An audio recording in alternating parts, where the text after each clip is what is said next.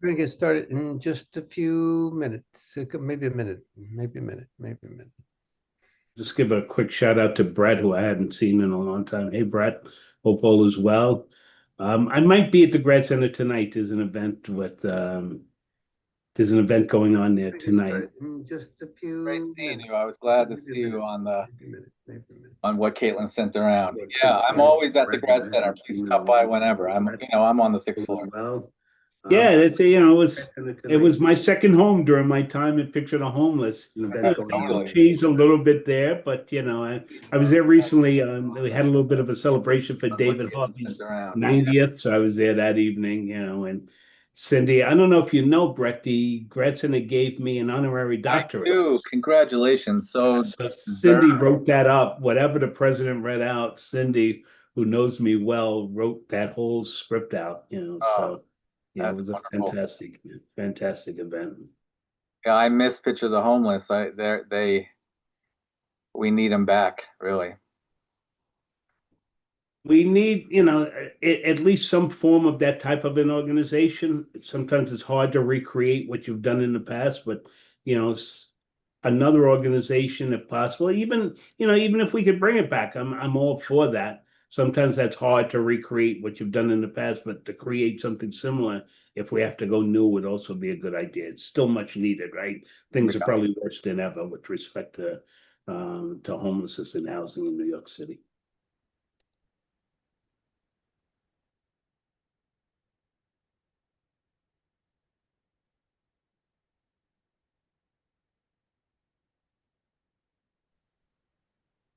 Good morning, everybody.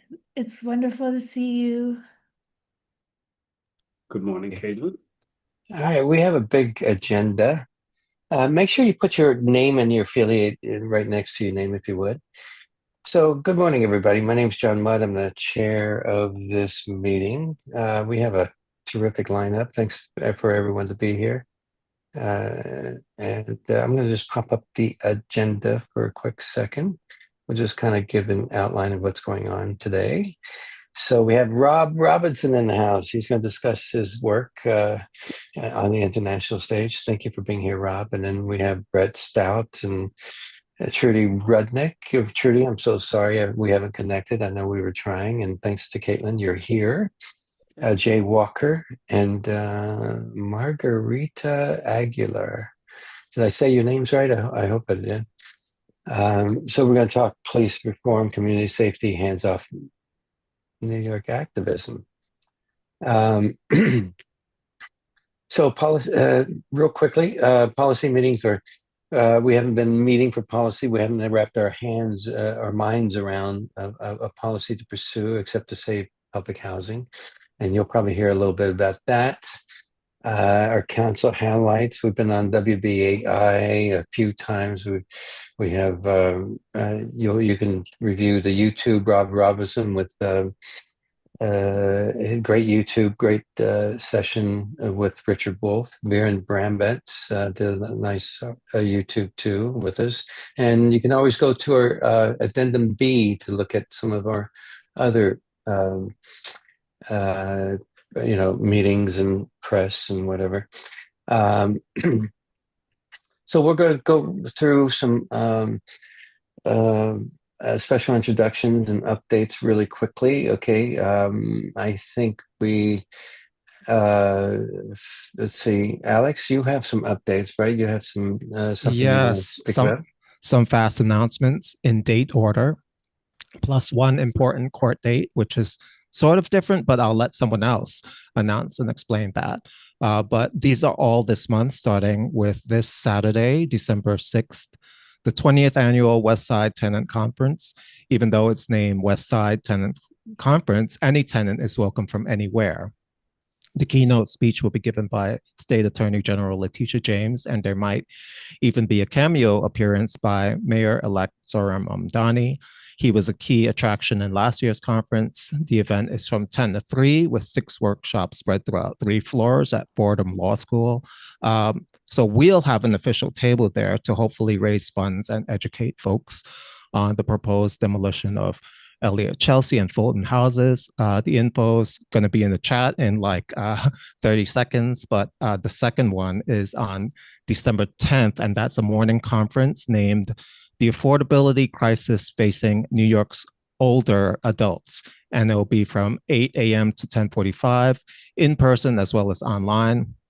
For those who can't be in person, the speakers include the New York State Director of AARP, the Queensborough President, the President and CEO of the New York Immigration Coalition, the President and CEO of the United Way, NYC, and more. So the host is Center for an Urban Future, and the day will be about the number of older adults living in poverty surging by 41% across the 5 boroughs. And today, over 18% of New Yorkers aged 65 plus live below the poverty line. And even more alarming, nearly 20% of adults report no income from Social Security at all. And countless seniors have been working past retirement age just to survive. And that info will be in the chat as soon as I'm done talking. So after that, Saturday, December 13th, there'll be a documentary film screening about saving public housing named A Home Worth Fighting For by filmmaker Natasha Florentino. This is in person at the People's Forum at 5:30 p.m. I'll put that in the chat as well. Hang tight, we're almost done.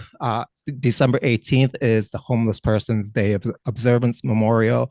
So on every winter solstice, Care for the Homeless and Urban Pathways hold a Homeless Persons Memorial Day observance to remember those who've passed away in the year due to homelessness or stressors of unstable housing.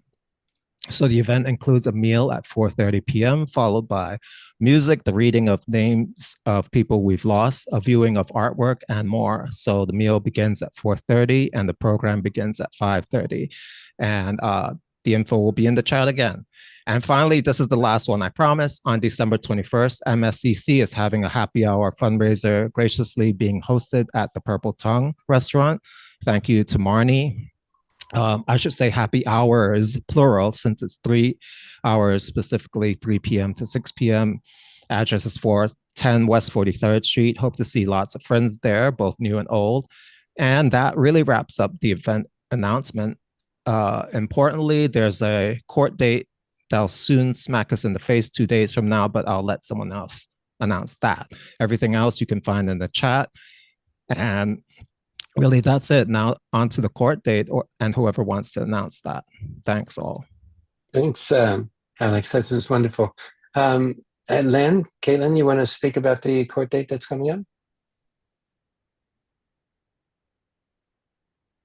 Caitlin, you want to go with it?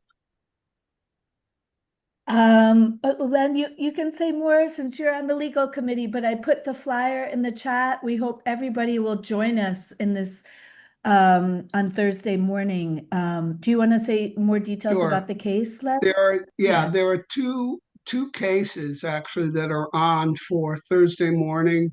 The first is an action brought by the FEC group against demolition and the Elliott Chelsea Tenants Council. They have brought an action against the Housing Authority to stop the demolition and have alleged that the plan and project to demolish 22 buildings violates the public housing law and also violates the Uniform Land Use Review Procedures, ULURP. So that hearing, I believe, is scheduled for 9:30 at 71 Thomas Street is the last understanding I know of the location. Although I will say that late last night, one of the attorneys, well, let me just say, there is also a hearing at 10:30 scheduled, and this is essentially an action that's been consolidated. There are several summonses that were served on the senior tenants who have remained in the senior edition building, which is one of the first buildings targeted for demolition by the Housing Authority and related. And there are approximately 17 the 25 tenants who remain in the building and who've refused to leave. They've been sued by the housing authority, and their actions are scheduled, have all been, they've been consolidated before the same judge. That's Robert Cohen, who is going to hear that case at 10:30 on Thursday morning. Now, late last night, one of the attorneys that's representing those tenants in that 10:30 hearing, Tom, his name escapes me. Please help me with that. Hilda Gardner. Yeah, right. Hill Gardner. Thank you, Alex. He wrote a letter to the judge or the clerk of the judge's court, requesting a larger room because the courthouse at 71 Thomas Street has small courtrooms, not like Center Street, where they have huge courtrooms that can accommodate 60, 70, 100 people. Last time we were in court, there were about 75 tenants present. We anticipate there will be at least that many people still there. At the last hearing, half the people couldn't get into the courtroom and had to sit out in the hallway, and there was no effort to live stream anything, so that people were completely in the dark about what was going on. Hopefully that will change, but we don't know as of now. We're still scheduled for 71 Thomas Street, as I say, small courtroom. So Thank you. And I think those are the two hearings that are going on. Although we have heard that an additional lawsuit, maybe two additional lawsuits, will be filed, one in federal court, maybe two in federal court. But in order to do that, at least one of them would require additional funding. And the Chelsea Public Housing Legal Defense Fund has recently sent out another request for funding on Giving Tuesday. What's today? Tuesday, Giving Tuesday. So we're trying to raise additional funds to help keep our lawyers paid, so that they don't, so that we can keep the fight. So that's that. Thank you, Len. Thank you so much for that. So we're going to pack the court, and let me just move on to the rest of the outline of the agenda. So we have Rob Robinson is in the house. He's been doing a lot of work on an international front, and I believe, if I'm correct, Rob has mentioned or spoken about the public housing fight here. And is there anyone else in the house that are new? I think Karen, I see your name on the list here. I think you wanted to kind of say hello to folks and let them know who you are, right, Karen? Hi, good morning. Can you hear me? Yes. Okay, great. Hi, I'm Karen Ortiz. I am en route to DC right now, so I'm on Amtrak. But thank you for inviting me to participate or sit in on this meeting. I want to be upfront. I am running as an independent in New York 12. However, my motivation for getting involved is I'm a neighbor. I live in Chelsea. I live next to Chelsea Bolton Housing. I didn't know the extent to what was going on until more recently, and I've been attending the rallies and learning more. So I really want to learn what the needs of the community are as a neighbor. And then also, should I be elected into office, I am forming a block with other folks around the country who are sort of running rogue like me. And we are figuring out what areas we can be really impactful in, and housing is definitely one of them. So I'm here to learn and be supportive. That's great. And maybe you'll join some of our meetings, our coalition meetings. We'll get you on the list, and we'll be happy to have you, especially with your potential possible when, you'll be a strong ally, right? Absolutely. Neighbor okay. first, ally always. Good. Okay. Let me just see if there's anybody else on the updates and concerns, other attendees. Okay. Is there anyone new here? Anyone new that want to introduce themselves? Okay. And well, you'll have an opportunity at the very end as well to speak. Okay. We appreciate having you all here. So after Rob will be speaking first, and then we'll get to Brett and Trudy and Jay and Margarita.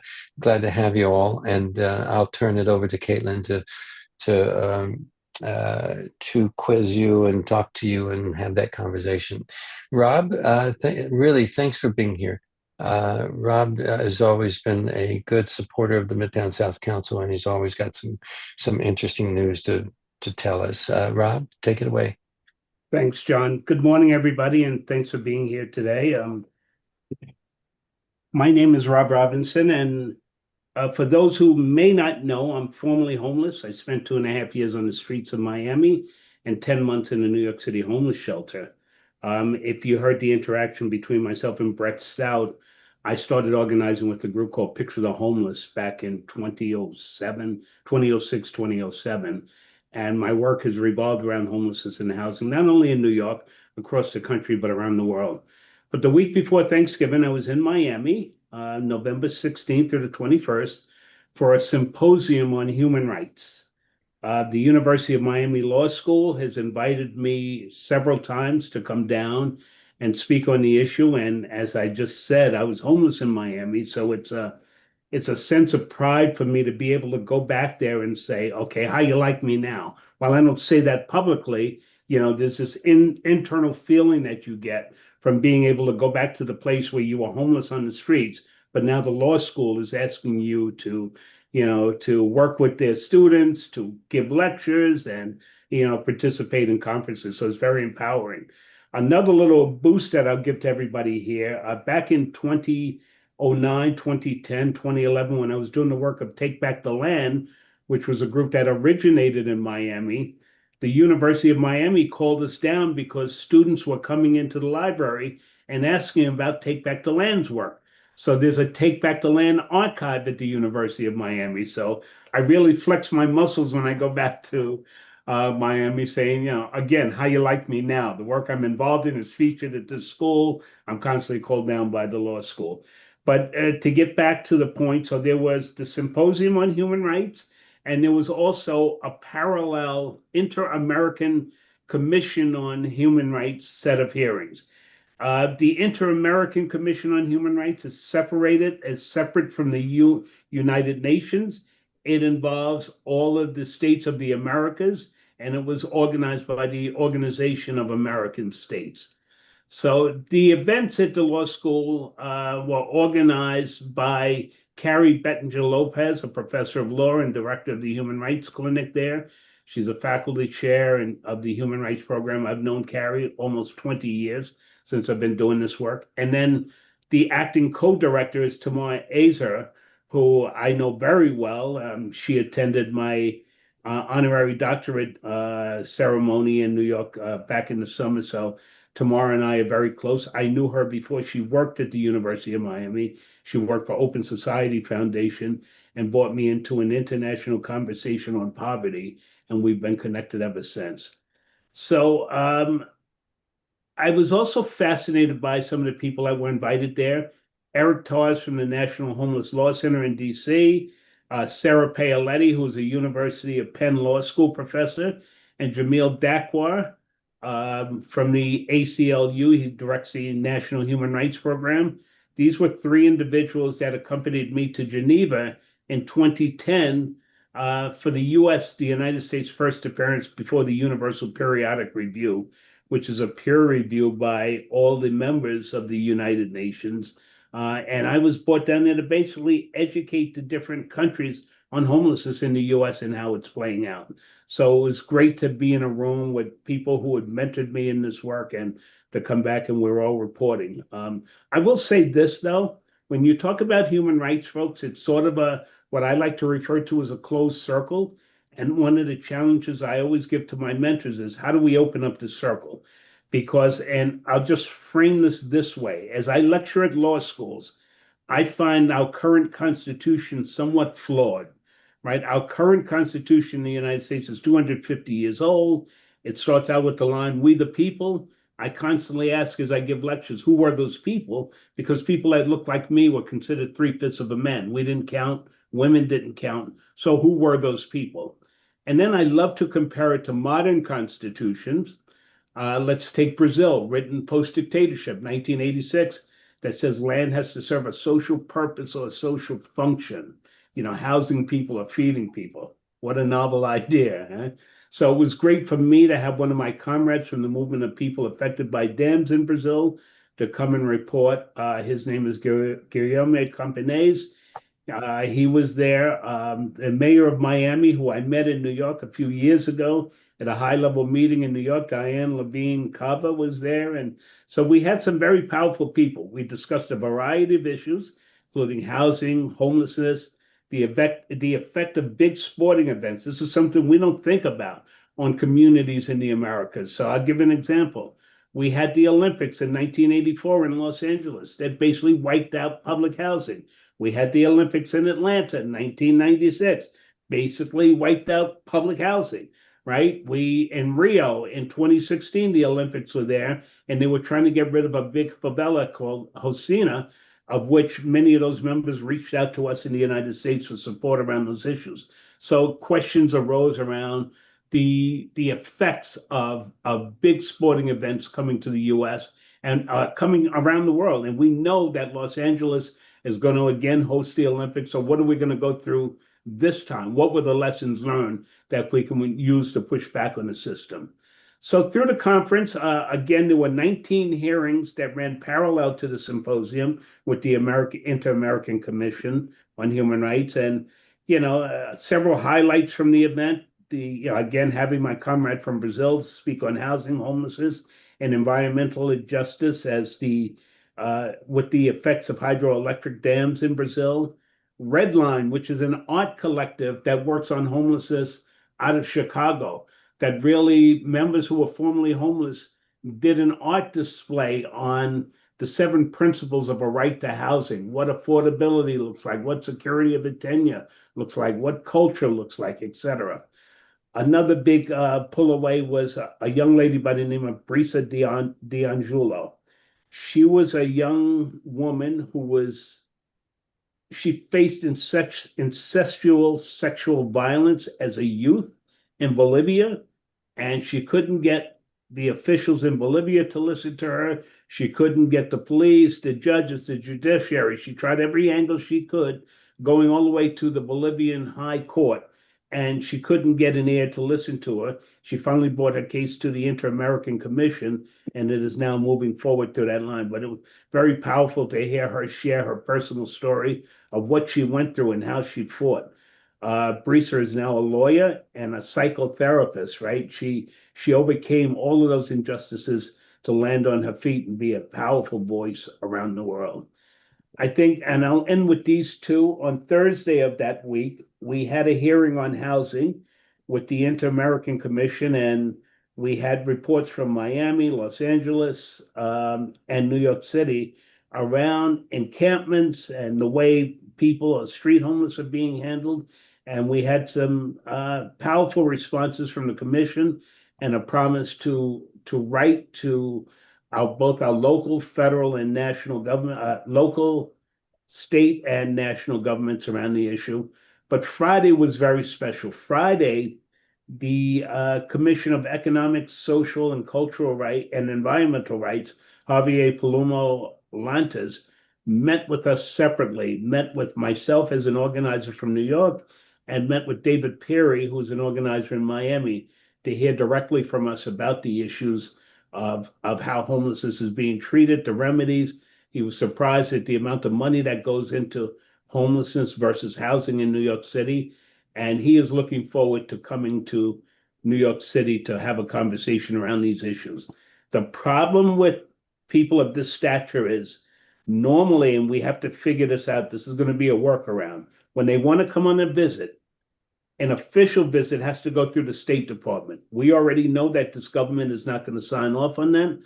So the way we plan to do it is to have an invitation from a law school and have a big open conversation with community. I will keep MSCC updated on how that moves along. At the same time, the day before, when we had the hearing with the different cities in the US, we also had the UN Special Rapporteur on the Right to Adequate Housing, Bala-Krishnan Rajagopal, come in by Zoom and sort of reinforce some of the statements that we were all saying from the different cities in the US. So he is also looking to come to New York. And again, we can't get an official mission, but we can have a special invitation through a university or community group. So we're working on that.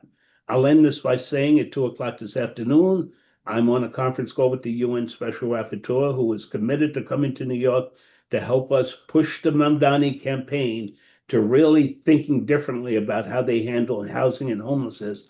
And when I say thinking differently, compared to past governments in New York City who would obviously fail. So I'll stop there. It was an interesting week. I was honored to be invited. And I think we need to think more in this country about human rights versus civil rights, because if our civil rights are framed in a constitution that I already claim is flawed, and it's not only me, it's others that claim it's flawed, then our civil law has to be flawed if we think about it, right?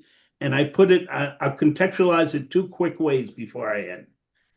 At one time in this country, it was civil law because of the color of your skin, you couldn't urinate in certain bathrooms, right?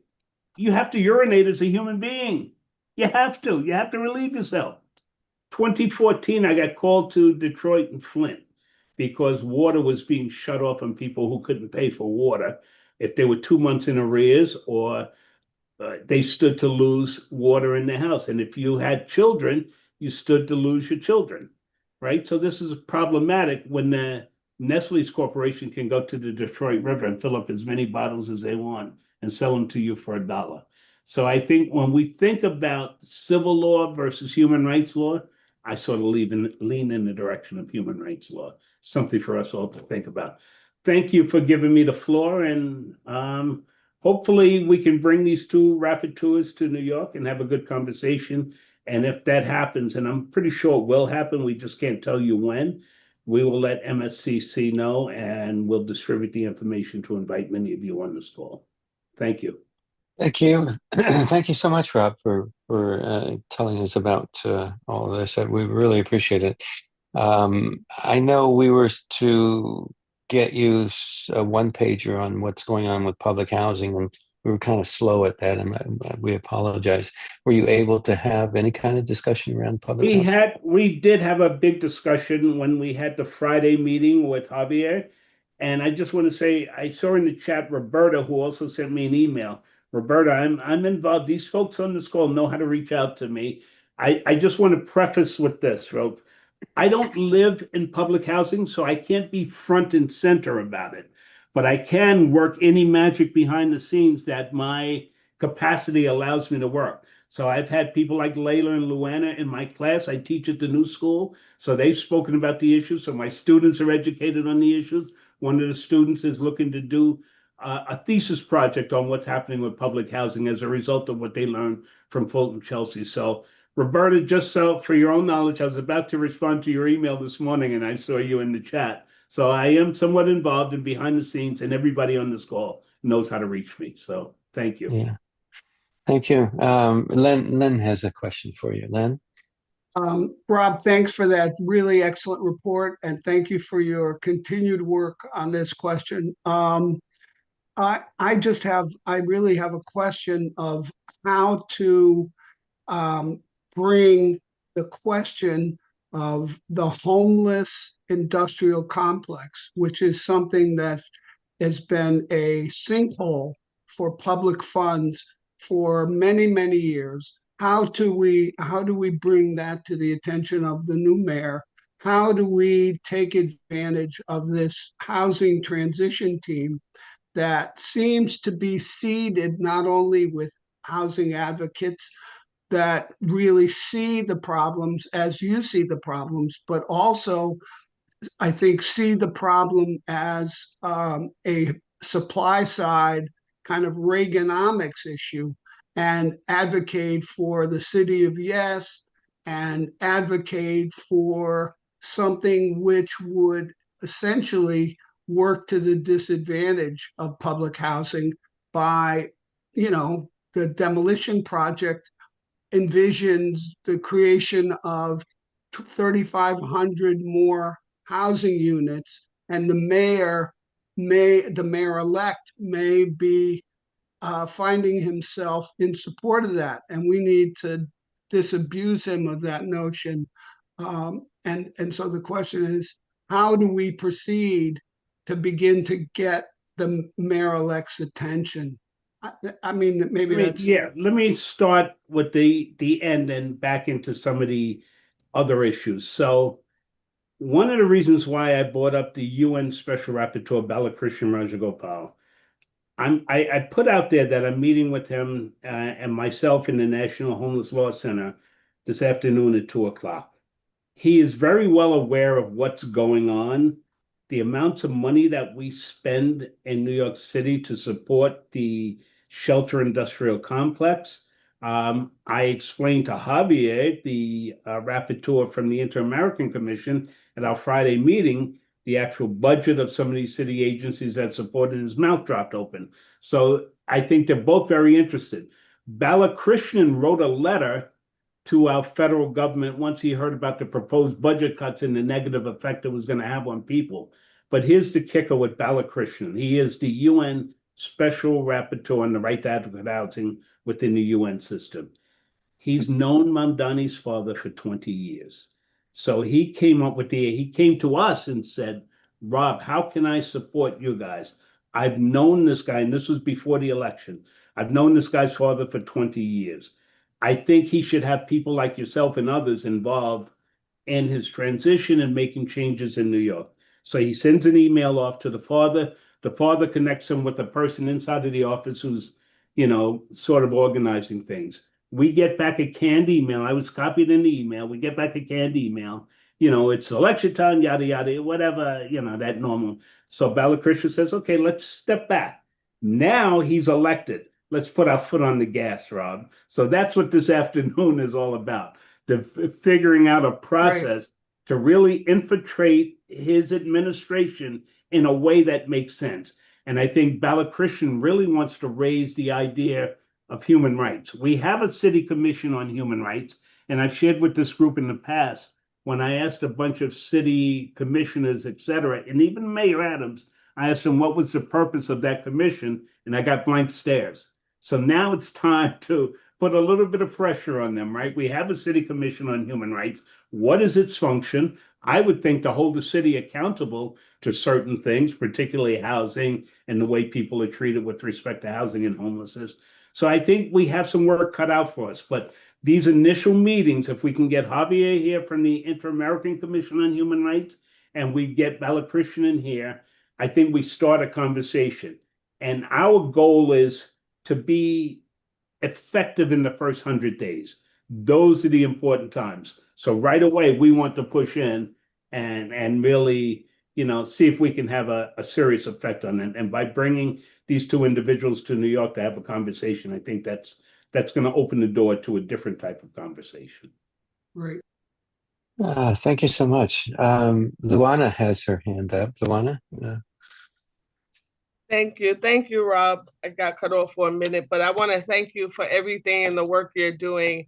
I was amazed at the special rapporteur and his dialogue on housing and land use and how money plays a big part of that. He was very, very informative, and I appreciated that forum.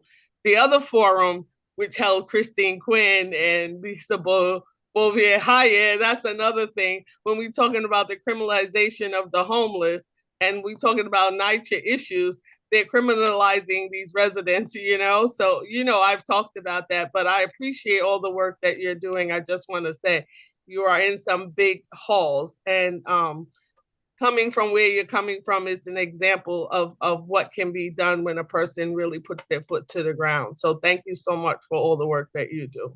Luana, I really appreciate that.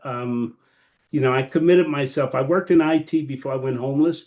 I could have very easily gone back to IT and made a lot of money. But it wasn't about money. When I came out of shelter, people said to me, "You only in shelter for 10 months?" And I was like, that's 9 months too long. But then I started hearing about people being in shelter for 3 years, 5 years. And I said, the system is broken.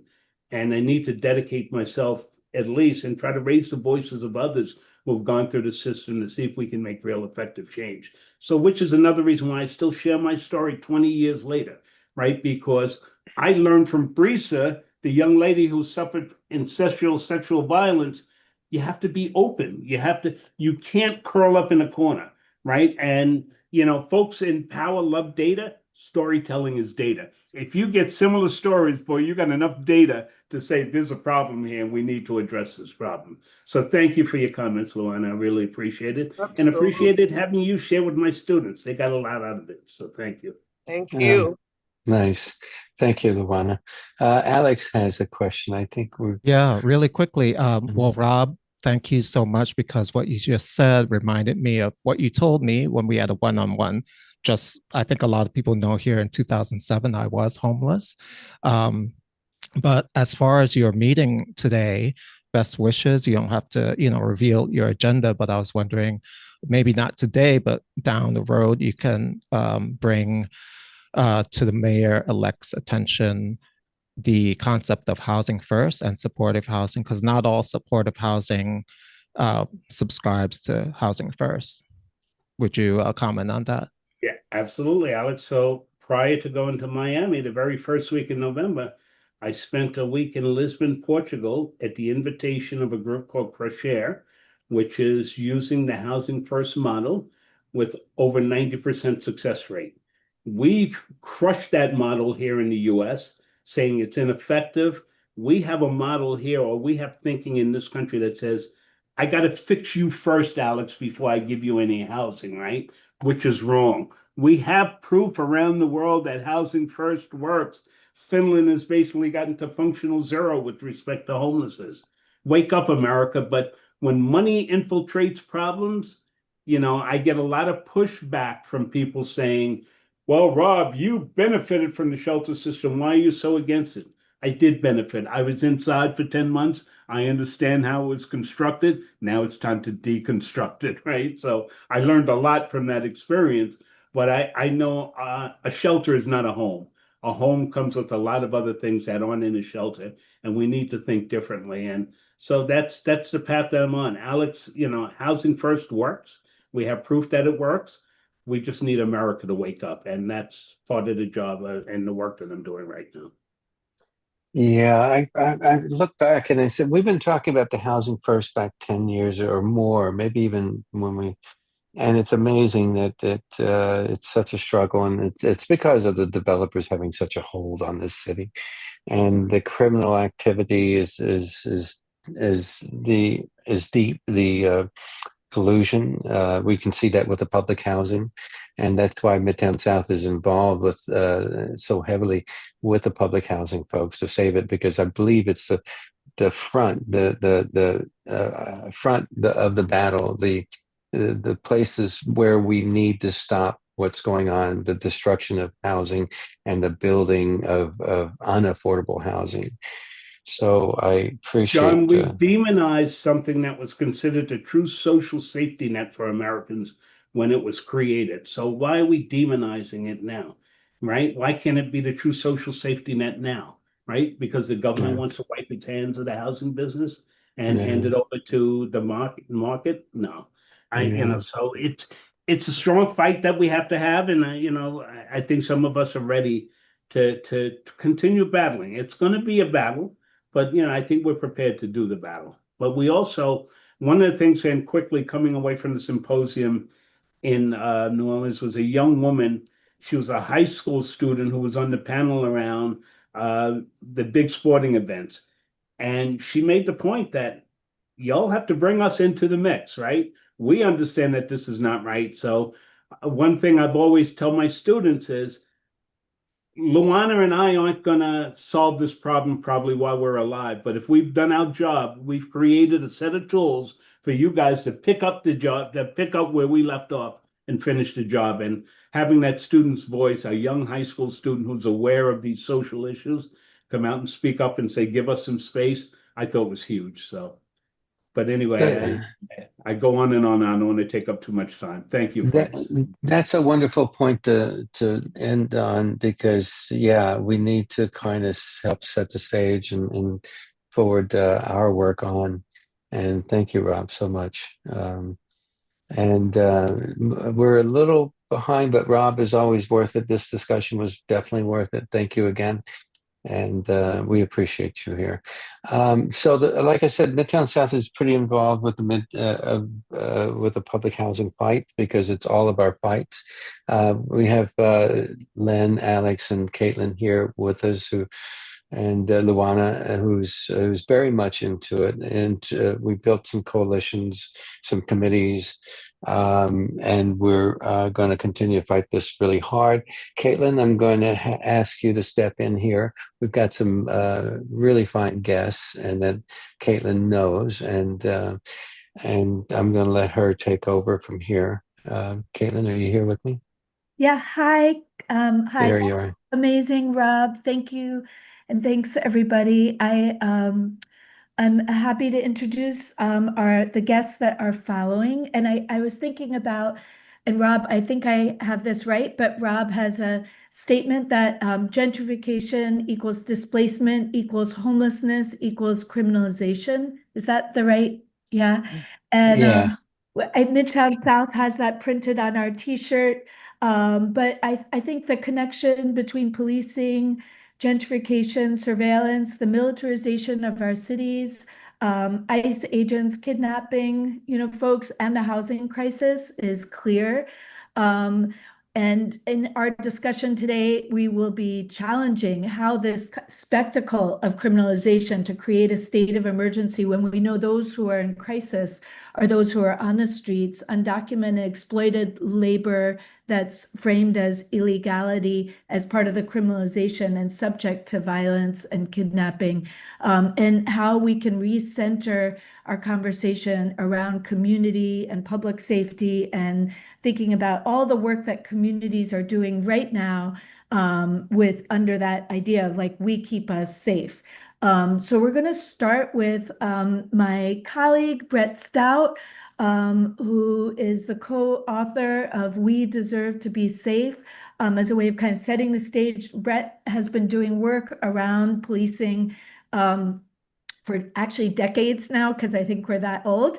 And we'll start with Brett's work and then move into the really important work that's happening with Hands Off NYC. So let me first introduce Brett Stout, who's a professor of critical and social psychology at the Graduate Center of the City University of New York. And Brett's been working with the Communities United for Police Reform to reimagine community safety, which feels really relevant in this Mamdani moment, when there's a Department of Community Safety that's being set up, and contending with what's happening with the federal ICE agents. So let's start with Brett, and then I'll just give a little highlight of who's coming. So Brett is my colleague from the Graduate Center, but I also have my wonderful neighbors who are doing incredible work. Trudy Rudnick, who is a retired union organizer and coordinator of Penn South's his archive project, and is one of the founders of Chelsea Neighbors United, along with Margarita Aguilera, who is also a labor activist and co-chair of the LGBTQ plus group here at Penn South, joined by J.W. Walker, who is an organizer, activist, also co-founder of Chelsea Neighbors United, and also is one of the founding coalition members of Hands Off NYC. So we'll start with Brett. and then move into Hands Off NYC and Chelsea Neighbors United. So just want to say thanks to everybody, especially those of you who are organizing. I know this is like precious time. This is all precious time we have together. So hopefully in this coalition building, we'll learn a lot and be able to be stronger together. So I'll start with Brett. Thank you so much. Thank you all for the invitation, especially to Caitlin, my close friend and colleague. You all made a grave mistake. Brett's one of my favorite thinkers. I just want to say I'm so excited you're here, Brett. Thank you. You all made a grave mistake having me follow the great Rob Robinson, who I've known for years and is just tremendous. Thank you, Rob. That was fantastic.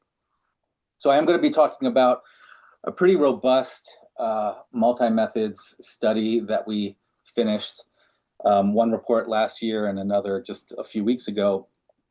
So on policing, it's really on safety. But when I was speaking to Caitlin last night, I realized that, given the movement, given the coalition that you're building, the one, that our work might be really useful to you in terms of the data it produced. But two, it's so robust and so kind of intricate that it'd be hard for me to just speak it off the top of my head and do it within the time limit that would be useful to you all. So I wrote a short presentation, and it lays out the main findings and some of the useful data that supports that finding and gives you a little background. So let me go into that, and then I'll obviously take any questions that make sense. So in 2020, which seems like a lifetime ago, but I think is really interesting in terms of a thread to Mamdani, the 2020 George Floyd and Breonna Taylor protests called for a divestment from policing and an investment in life-sustaining supports. And this was and continues to be a radical reframing of public safety. However, at the time, it occurred to us that seldom are individuals most impacted, most affected by policing directly consulted about what safety should look like in their communities and what it takes to produce safe neighborhoods. So to address this significant absence in public discourse, policy, and research, Communities United for Police Reform, which is a large New York City coalition of 200 organizations, in partnership with the Public Science Project here at the CUNY Graduate Center, spent 4+ years conducting the Community Safety Project. I can talk about the methodology, perhaps, if anyone is interested, or on a side call. But to give you, very briefly, this is a large study across all 5 boroughs. We use 2 methods, 10 in-depth virtual town halls, and we spoke in those town halls to 550 people, and then an extensive citywide survey reaching about 2,753 people. So in total, we spoke to 3,303 New Yorkers living in the most heavily policed neighborhoods in New York City, defined by a metric that we developed collectively. We not only sampled the most heavily policed communities, we also made an effort to sample those most vulnerable within those communities to police contact. So 70%, for example, 70% identified as Black and or Latinx, 65% reported that they were below the poverty line, and 30% of our total sample were currently or at one time homeless. The research was primarily led by a research collective of 8 community-based organizations that received additional support from an advisory group consisting of 9 organizations. This group did all aspects of the research, from developing the methods, collecting the information, analyzing, and communicating the results. In total, 75 organizations and 100 individuals assisted with the study. So the main report I'll talk about today is the We Deserve to Be Safe report. Came out last year at a press conference. And then just last week, we released a new report on this data on police sexual violence, which I'm happy to talk about if it makes sense. But in total, all of this data, I believe, I think can support you all, but I believe it directly relates and offers some justification to Mayor Mamdani's Department of Community Safety, as you'll see. So there's 3 findings. Key finding number 1 is that those living in highly policed neighborhoods frequently experience policing as pervasive, harmful, violent, and frightening. This is an old finding but it's important to reiterate once again, New Yorkers, especially Black and Latinx residents living in highly policed neighborhoods, report feeling the police are omnipresent with near constant surveillance. As one Queen man described, constant police presence means you live in fear of losing your life to law enforcement 24 hours a day, 7 days a week. You're afraid to venture too far from home after sunset. When you hear a siren, you freeze. If you see them following you in a car, you slow down and pray they drive past you. What we found is that 73% understood the NYPD as a constant or frequent presence somewhere in their community life, and 56% felt at times unsafe with the NYPD's presence. Respondents described high levels of police contact involving direct experiences of physical, verbal, sexual, and gender-based abuse.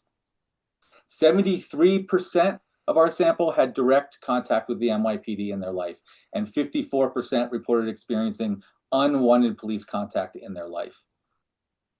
72% reported in our survey that they experienced varying degrees and forms of harm by the NYPD in their life. For example, a third had physically violent encounters with the NYPD that involved being hit, slapped, choked, or punched.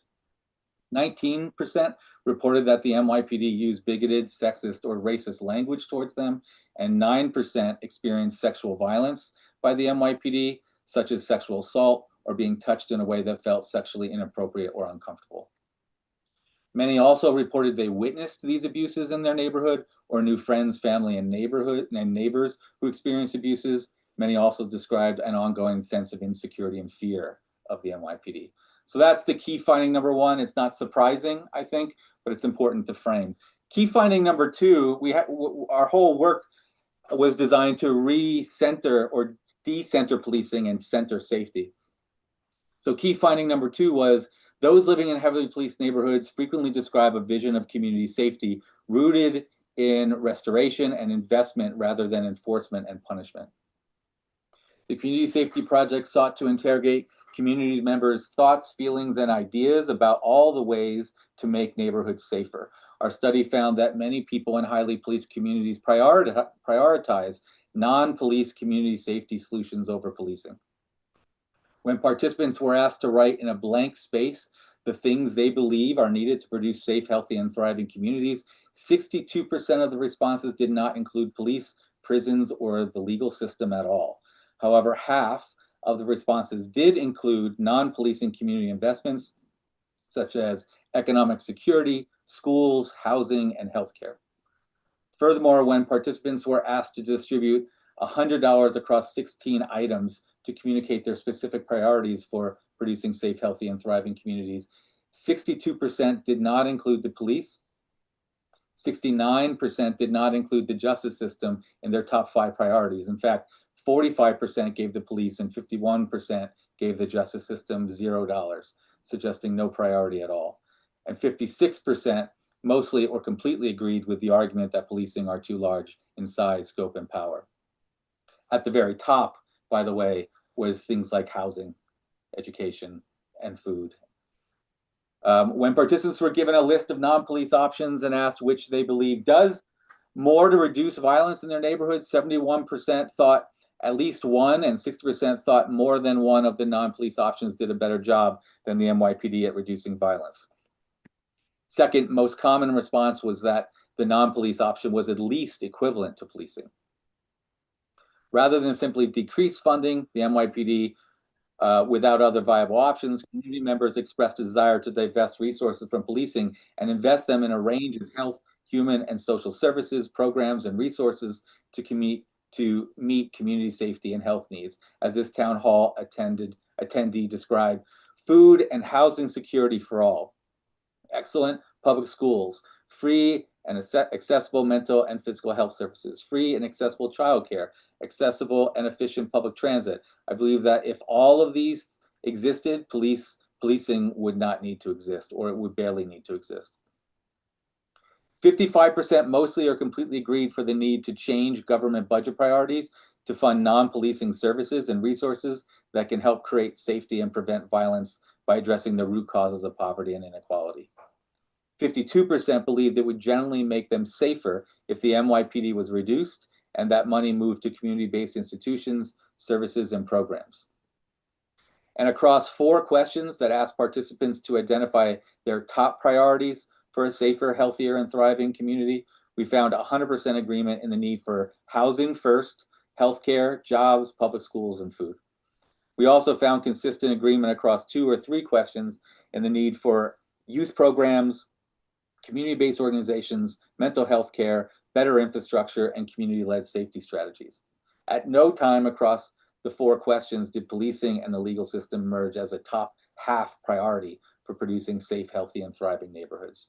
So our study offers important evidence that a significant number of residents in heavily policed communities do not desire more investments in policing, but instead desire approaches to public safety that invest in a broad set of supports, services, and institutions to more fundamentally address the root causes of violence. And then quickly, key finding number 3, many residents of heavily policed neighborhoods have experienced or fear experiencing negative interactions with the NYPD when seeking assistance, and often favor non-police responses to crisis.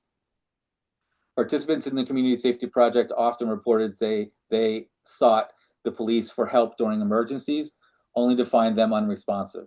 When the police did respond, the encounters too frequently resulted in negative interactions. In our study, 62% of respondents reported they had at least one negative experience when seeking the NYPD for help.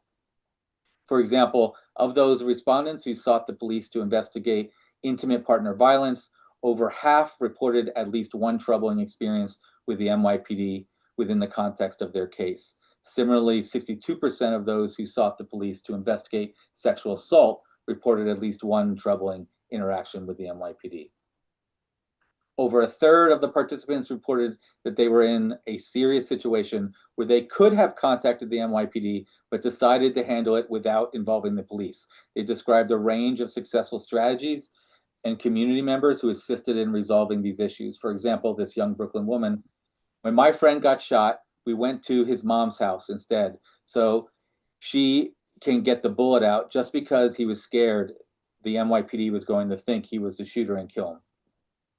When asked why they chose not to call the police, 68% explained they were worried about the NYPD harming them in some way. Many in our study desired places or people to rely on in emergencies other than the NYPD.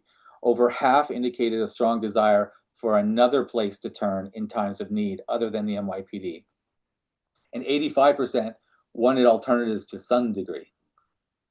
Also, 61% indicated that community-based non-police gun violence prevention programs like Cure Violence or Advanced Peace Model should be a high priority for the neighborhood.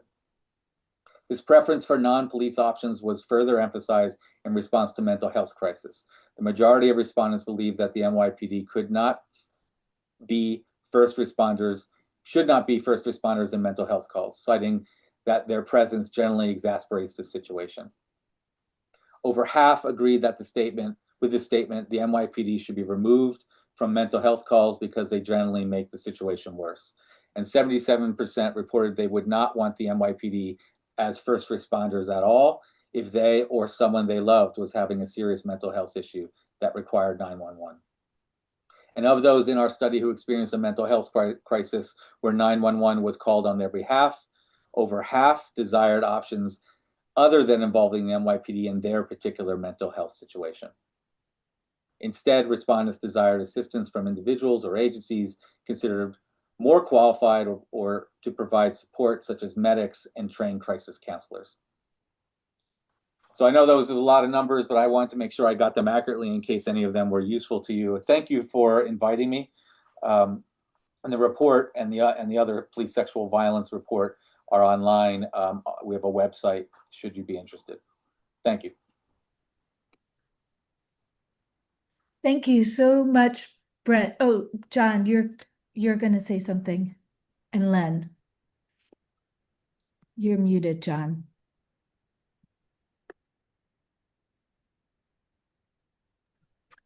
John, you're still muted. I thought I clicked it there. Thank you, Brett. That was really informative. It doesn't surprise me, the concerns and that sort of thing, but the percentage does. it's grown, I guess. Do you know, can you compare it like just even a few years ago, or I don't know, can you compare it from the previous years? I think That's a great it's a way.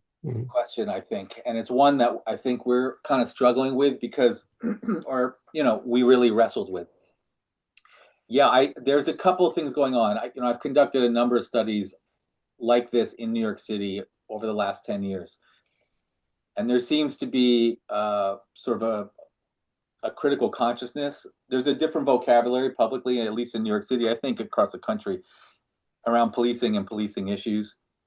And I think 2020 accelerated that. And then, it quickly became a third rail, and the kind of idea of defund policing, which is obviously much more complicated than that, became a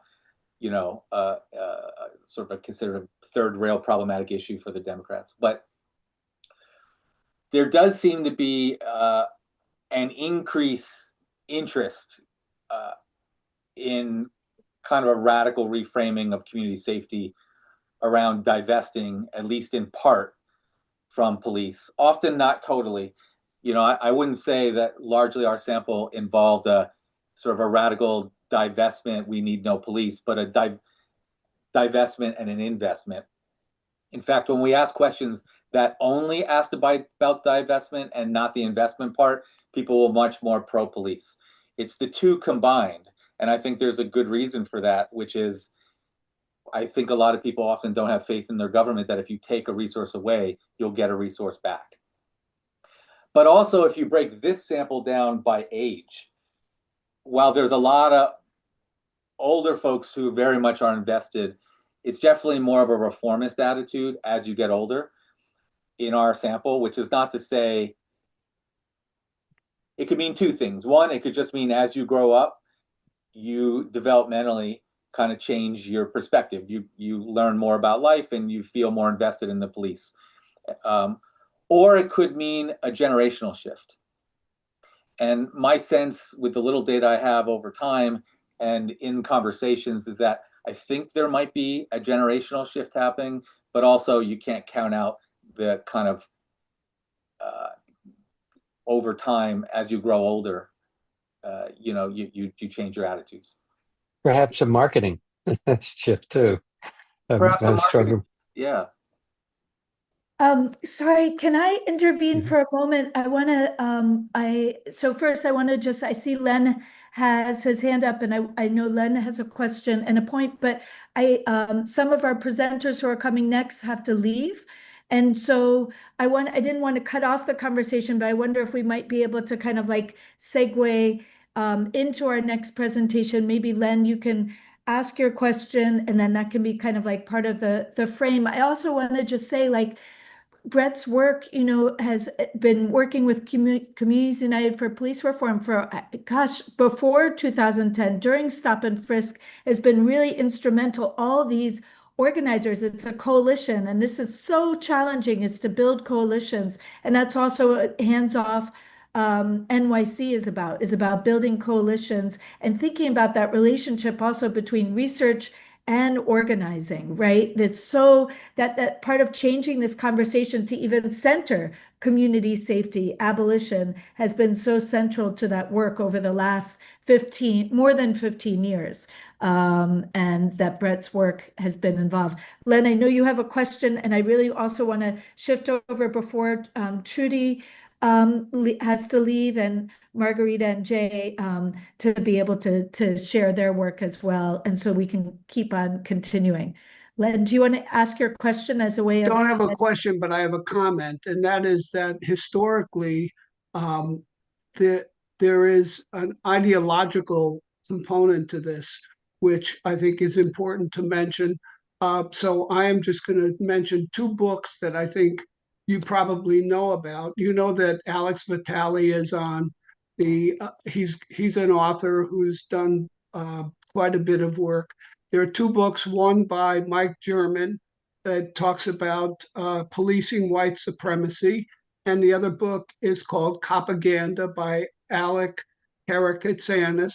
And both of those books talk about the fact that we are not only dealing with a certain phenomenon about people learning about police and policing, but the fact that police budgets involve expanding police and functioning in a way that ideologically attacks this community to sell them on the idea that police are necessary, and that in fact the NYPD spends thousands, probably millions of dollars, and has a public relations component that sells the concept that we need the police. So that has to be exposed as well. So that's all I would say.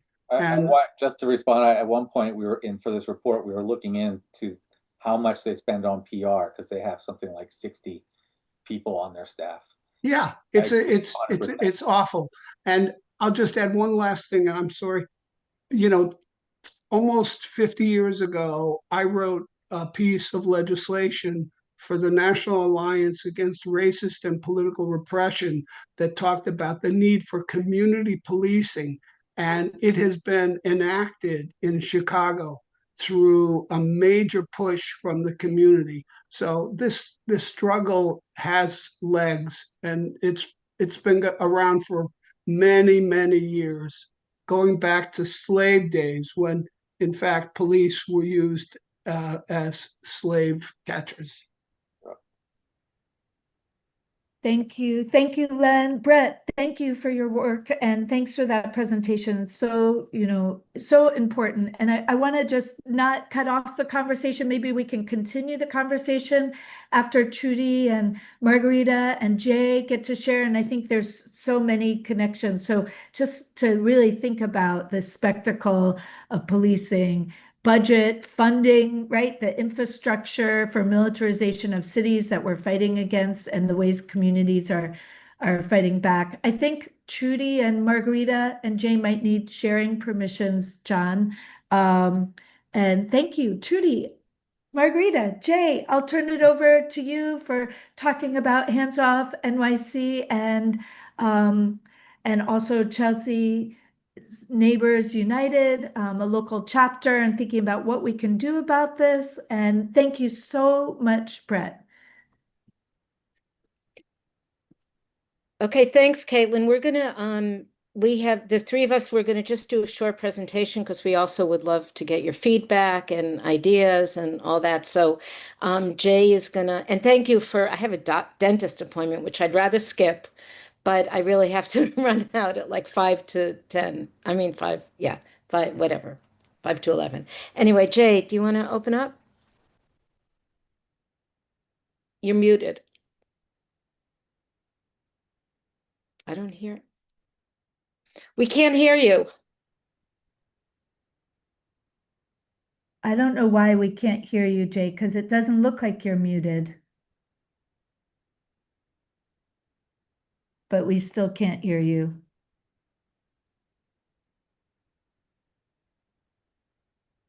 Not muted. No, I don't know what's going on. Sign in and sign out, sign in again, and see if that helps. Okay. Okay. Trudy and Margarita, do you want to take it off start off saying a little bit while Jay signs back in? Well, I mean, I can just say that we're really excited about the response in the Chelsea community and Hell's Kitchen to the work we've been doing. Oh, I can't admit him. Okay. Let's just wait 1 second.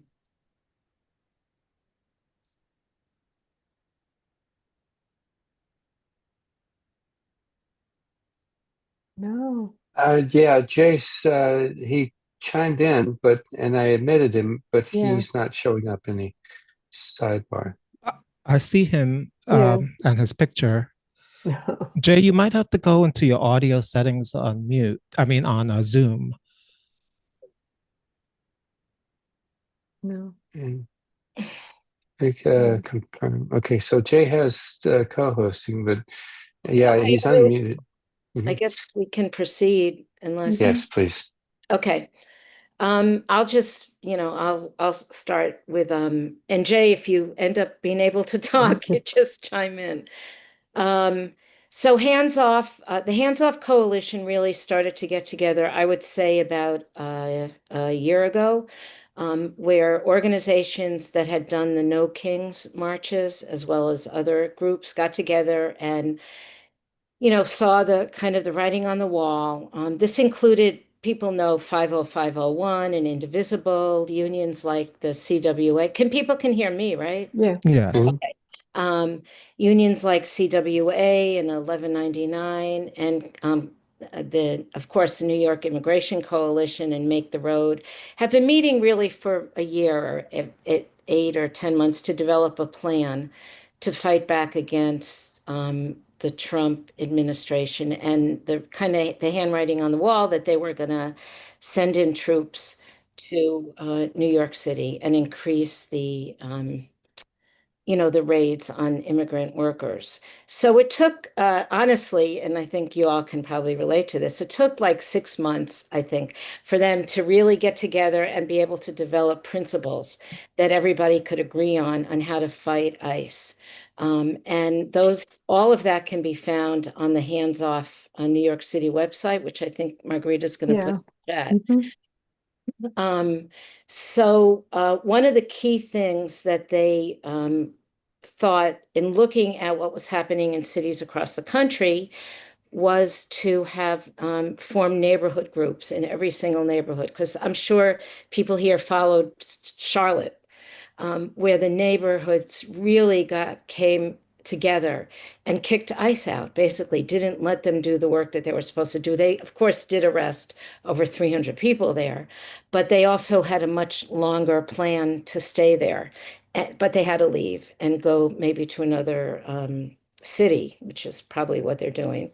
And you also may have seen what happened last Saturday, where Hands Off really pulled together the neighborhood groups, including people from Chelsea and Hell's Kitchen, and everywhere, and stopped ICE from doing a mass New York City raid.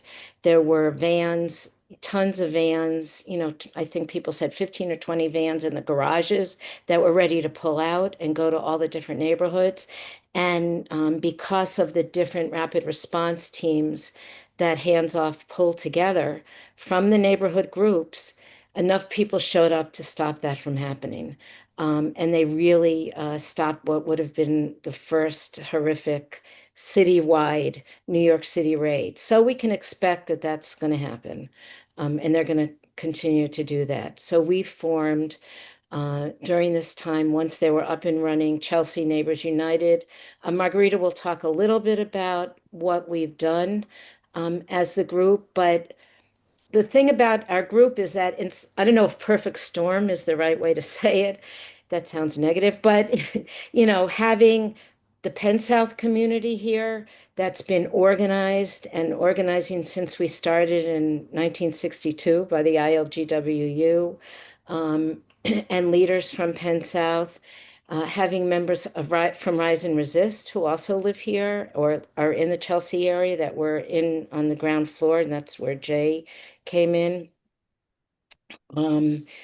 And most recently, organizing for Zoran. We had a structure. We had people who wanted to fight and wanted to do something. So we put all that together and started Chelsea Neighbors United. Margarita, I think, will talk about the things that we've done since then. Maybe Jay will come back and talk a little bit more, but if you have questions about Hands Off, we are one of the affiliated groups. I don't know how many there are, but there's mostly we operate through Signal. There's a lot of Signal chats for all the different community groups, including rapid response groups.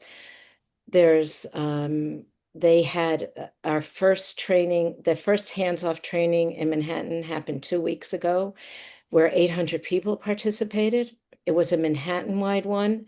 They have a Brooklyn-wide one happening next week. where they have 1,000 people registered. And this is a training and also breaking down into different community groups. They have one in the Bronx and Brooklyn happening. And I'm not sure about Staten Island. But so I'm going to turn it over to Margarita now that can talk you and also show you some of the stuff that we've put out in Chelsea Neighbors United. So Margarita. Sure. I mean, I think we really benefited from the beginning because of the Penn South being in Chelsea. I mean, it's already has a history of activism and recently worked on the Zoran campaign. And many people who had not worked together at Penn South came together realizing that this was a bigger moment than our petty differences. You know, you can't have a big coalition without petty differences. But so we did. The first thing we did was to call a Zoom. I mean, we've only started this work since early November. So we just used our email list, reached out to community boards and, political clubs. And we had like 50 people on a Zoom. And we decided the first thing to do was to go out on the street, and make ourselves known. So on the November 15th, about 50 people canvassed the street and we got 150 new members. We covered 12 different locations in throughout Chelsea. And at the same time, let me share something we put out.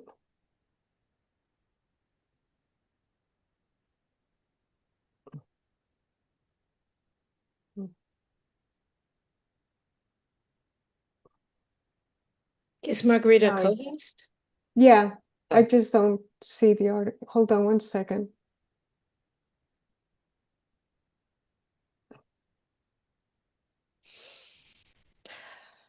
Okay. Like your outreach. It's wonderful. Oh, you see? 115.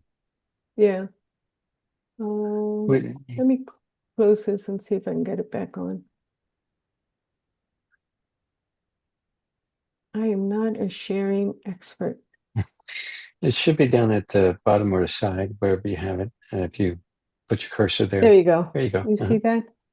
Yeah, put, yeah. we We're put together this whistle card. So it's a two-sided 4x6 card.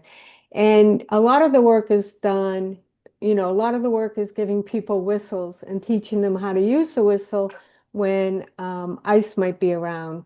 You do 3 short beeps if they're in the neighborhood or in the area, and you do one long tweet if somebody's getting arrested. And so we attached whistles to these cards and gave them out. People were interested and wanted to help in the work. And it also teaches you the salute acronym, which is very important because not only do you want to videotape people, you want to shoot, capture people being arrested or ICE agents, but you have to report the information so it's useful to people. So that's why the salute acronym came about, talking about the size of the officers, the actions, the location, the uniform, the time and day, and the equipment. And then that you report to a hotline, which they set up, which right now is just in English and Spanish, but they're hoping to get other languages up. And that's all being done through Hands Off. This is also let me say that this is being done by people across the country. When we try to order whistles, they say, well, we just sent out 5 million whistles around the country because it's a method that neighborhoods are using, all across both New York City and the country to make people aware of, when ICE comes and ICE raids. Anyway, sorry, Margarita. And this is the flyer we handed out to people and had conversations with our neighbors. And in that afternoon, we captured like 150 additional people that said they were interested in working with us. The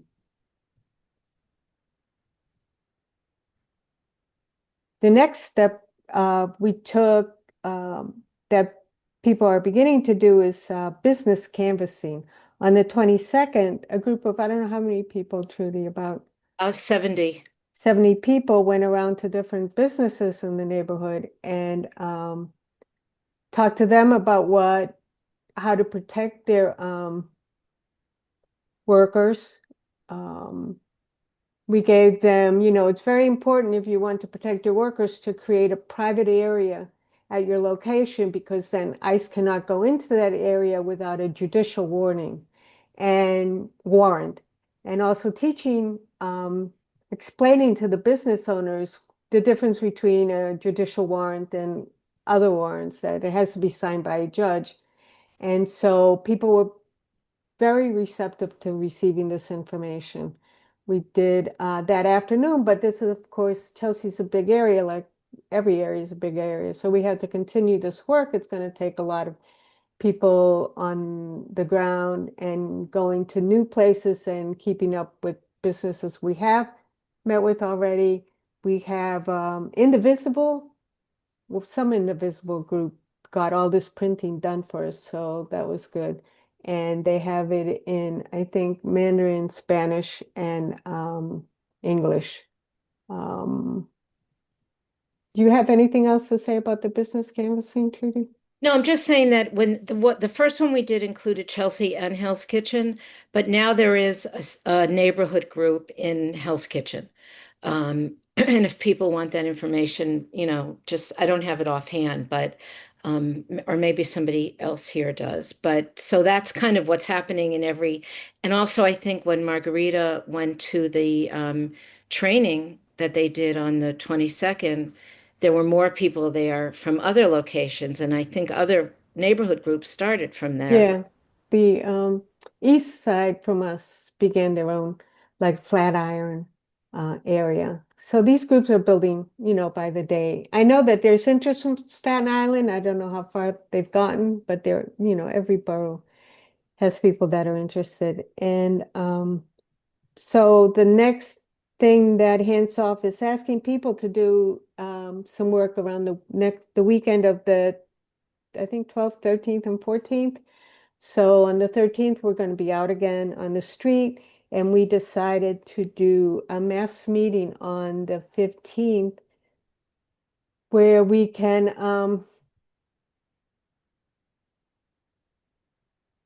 at St. Peter's, hopefully on West 20th Street, and we can train people further on know your rights and talk to people about the rapid response efforts.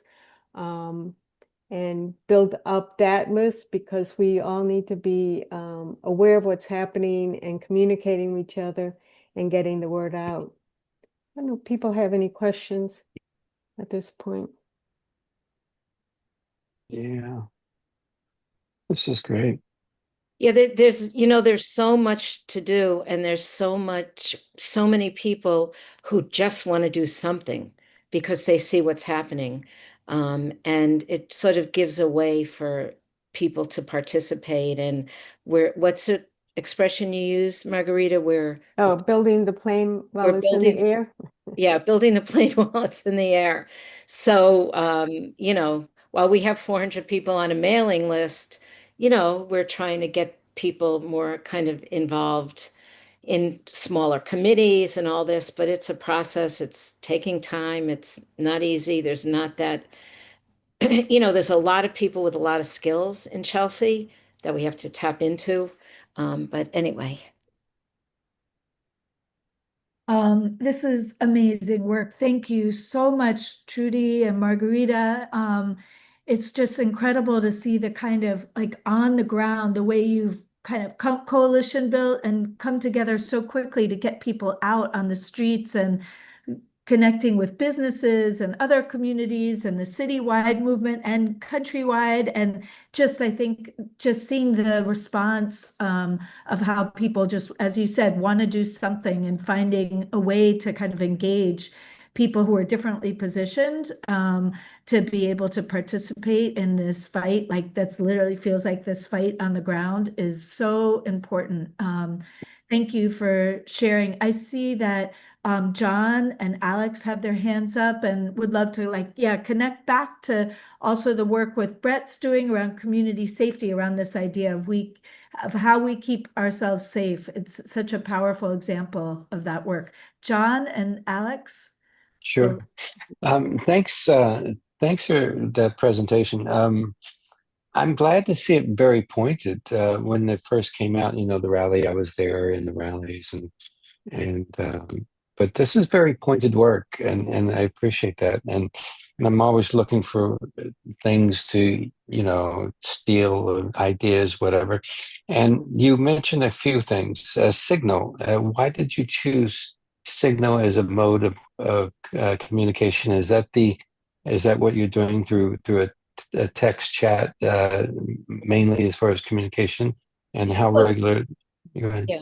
It's more private than texting, than any other way, WhatsApp or texting. That's all, we know that there's no privacy there for people. So that's why it was decided. And people, for larger chats, we still send emails about events because there's people that don't have Signal. But for instance, there's the Signal chats for rapid response. When ICE is there, people post things that they think might be ICE, and people should go and look at it. They may not be ICE, but I think it's just a way to maintain some amount of privacy. But none of us are fooled and think that anything is privacy proof.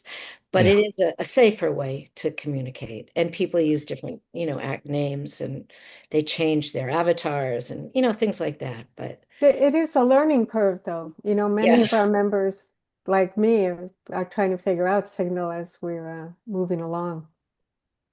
And how do you, if something happens further out or whatever, or you just kind of, I guess Signal is great for that rapid response, I'm sure, but the capacity to bring enough people to bear, because you need a lot of people at those little resistance parties on the street. I think, for instance, the Manhattan thing that happened on Saturday, we're developing a Chelsea Neighbors United Signal chat that's more kind of open, and we'll post anything that happens there. But I think also for like the Manhattan thing that happened, when large numbers of people were going, we would just put it through our regular email and tell people to go. So I think, but there's enough people that are kind of aware and can reach out to their community groups in other ways to get people. But the thing on Saturday was all really through Signal. That's how people found out about it. Yeah. And just real quick on two more things. Anytime you want a training session, you want to come into the space or something, or announcements, it's open to you, first of all. And your graphics, who's doing the graphics? Jay Margarita. Jay and me. Jay did the flyer for the 15th, and I did a couple of the whistle card and whatever. Okay, nice. Okay. Yeah, it's nice Thank having you. graphic designers on your committee. So Yeah, right? Yeah. Yeah, I did that for Yeah. unions for a long time, so I'm back at it. Cool. Yeah. Cool. Alex, do you have a Alex. question? Yeah, thank you to Trudy, Margarita, and Jay for your presentation and materials. I just want to say for anybody, you can download the flyer by going to the chat and then hovering above the flyer, and then there's a download button in the upper right corner, and that's in the chat posted by Caitlin, sort of towards the bottom, one of the last messages. Thank you again. Welcome. It was great meeting with you guys. This is and to hear the work that's going on is really enlightening. Yeah.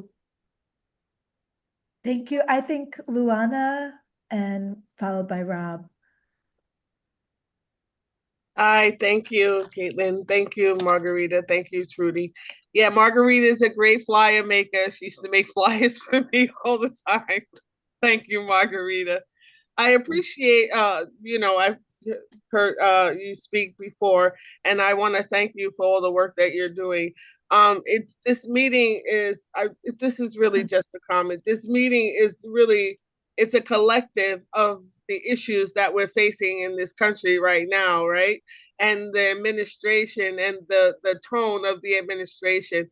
I was from Rob to Brett to you guys, you know, speaking of the the disenfranchisement of people, right? And mostly people of color, right? So they're not going to specific neighborhoods to round up people, right? They're going to mostly people of color and places where people of color work, right? So I just want to thank you for all the work you're doing. And this is, the trajectory in which this country is rolling is very scary to me at this point. But I appreciate everybody who's working in the boots on the ground. Like I said, from Rob to Brett to you guys, all the work that we're doing, because if we don't do it, you know, we're in big trouble. So I really am. I'm impressed with your coalition and how many people you have supporting the work that you're doing. So I just want to thank you. Thanks, Luana. Rob? So just quickly, thank you both, Margarita and Trudy. Just for your own knowledge, I don't know if you guys know, but there are many eviction defense rapid response networks throughout the city. And if you guys connect with them, it'll put your reach across citywide. And most of these are coordinated by young people with great technical skills who work in the tech industry, but want to do something to better their communities. So they can create all types of ways for you. So I'll put my email and phone in the chat, and I can connect you to like the Anti-Eviction Mapping Project, the Housing Data Coalition. All these different groups have these anti-eviction networks and rapid responses. And also, because you guys mentioned St. Peter's, I work with a retired Episcopal priest named Frank Morales. I don't know if the name rings a bell to anybody, but he's a longtime squatter on the Lower East Side and is also plugged into a lot of these networks. So, Great. you know, Thank you very much. That's great great. community as sanctuaries along the way. So. Right. Thanks. Thank Good you. info. I just like hearing you also thinking about the eviction defense networks and thinking about Hands Off NYC and thinking about like also the coalition building, you know, that some of us are involved in. Luana was just talking, you know, John, who are involved in specifically around public housing. It's like we're all working on these fronts that are so connected. And so how do we kind of interweave together our efforts? I wanted to just circle back to actually Brett, you know, and I were talking yesterday, and it made me think about this idea of like, on the one hand, the surveillance, ICE, and also some of the work that Brett has been looking at around like the surveillance, the like we're watching the watchers, the ways in which maybe Brett, you could talk a little bit about the work that's around the looking at the ways in which the police are surveilling protesters and how we can kind of look back at that, like the work that you're doing around that. That I don't know if I think that question didn't come out well, but you know what I'm talking about. It's really important work about surveilling the police itself, right? Yeah. Yeah, I mean my three current projects that came out of this one, probably many of you have worked with or are connected to the Drug Policy Alliance, and so we're in the Bronx doing some work to reimagine, you know, basically working in Echo Park. Rob, you might know Echo Park. Do you know Echo Park? There are a number of houseless folks who spend a lot of time in Echo Park and also use drugs or in the shelter nearby. And often police are brought in, and Friends of Echo Park has been developed a coalition to rethink that response. And so it's a way of moving on the investment side rather than bringing in the criminalizing side. And the two others, the Innocence Project I'm working with because in Asbury Park, because of the amount of shot spotters and other surveillance tech in Asbury Park, particularly when you go away from the ocean, across the train tracks. And the Innocence Project is trying to rethink the idea of innocence, not on as an individual level, but innocence as a community level, that police surveillance essentially deems entire communities guilty. And is there a way of rethinking that legally? And then there was also I'm working with the Attorney General and NYCLU and Legal Aid. There was a lawsuit settled because of the 2020 protests and the Special Response Unit and others. The way protests and First Amendment activities were, were diminished or restricted by police, and especially the more aggressive units. And so we're working to do a kind of surveillance where we're building an app and some.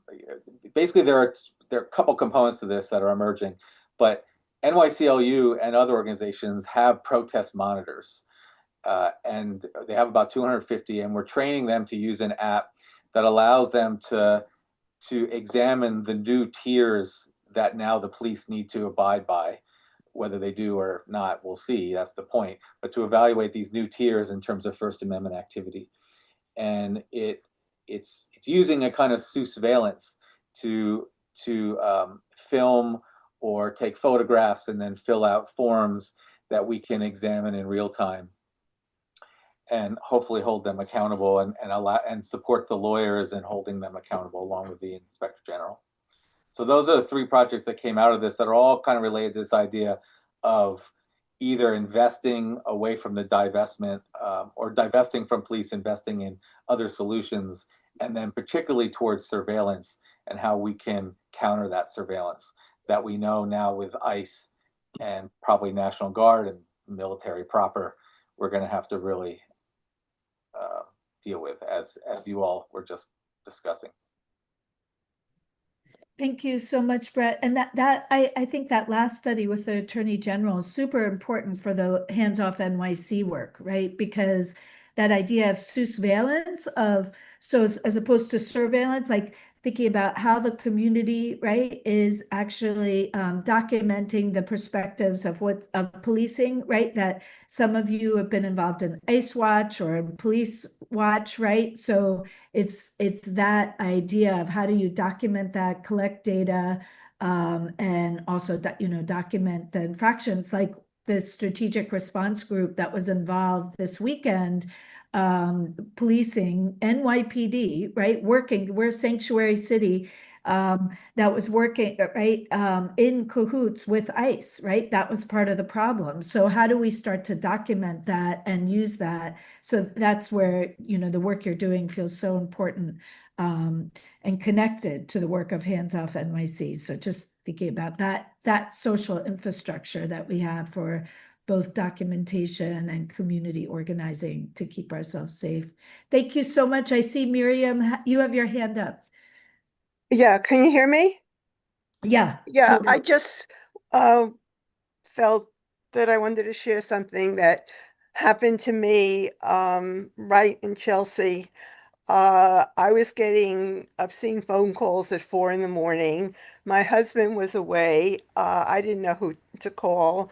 I had to track it. I finally went to Precinct 10, which is on 20th between 7th and 8th. And they were very dismissive. They said maybe this is a rejected boyfriend. It was a cell phone call and they couldn't track cell phones, which I was a little dubious of.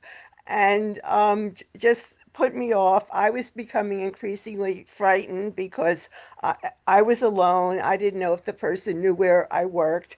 I didn't want to tell my husband because I didn't want him to feel he had to fly back to New York to keep me safe.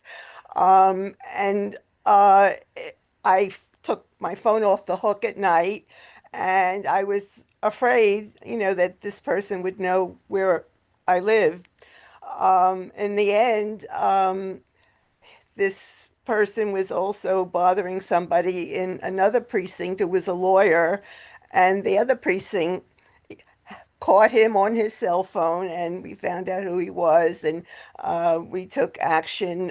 Turned out it was somebody with a lot of emotional difficulties, and we I spoke to the lawyer. They gave us permission to, talk to each other and know each other's uh, phone numbers, and that we thought he needed counseling, and that was mandatory that he had to do that. So what I'm saying really is that it happens everywhere. This to me was just sexism, that they weren't taking me seriously. A woman alone, where was my husband? And they couldn't do anything anyway because they can't track cell phones. And this was right in Chelsea. So it can also happen everywhere, and some of that is training for police of what's appropriate or not calling the police. Who else could I call to try to feel safe in an episode like this? What's his name? I had the Okay. name. I can't find it. I also had the name of the lawyer because we exchanged that, but somehow it got thrown out when I painted and threw out a lot of stuff, I guess. But Yeah. I did have his name. Sorry you went through that. So Thank- Caitlin, Yeah, I just want to see, I know we're overtime now, so I think we should just let's give a round of love and applause for the really, all of our speakers, Rob Robinson, Brett Stout, Margarita Aguilera. I know Trudy and Jay are no longer on the call, but this work is so important, and I feel really inspired. I feel like we need to, this is part of our coalition building and coming together, and just appreciate all of you taking the time. Want to just remind you, it's Giving Tuesday. Support organizations that are abolitionists, Hands Off NYC, and of course the Chelsea Public Housing Legal Defense Fund.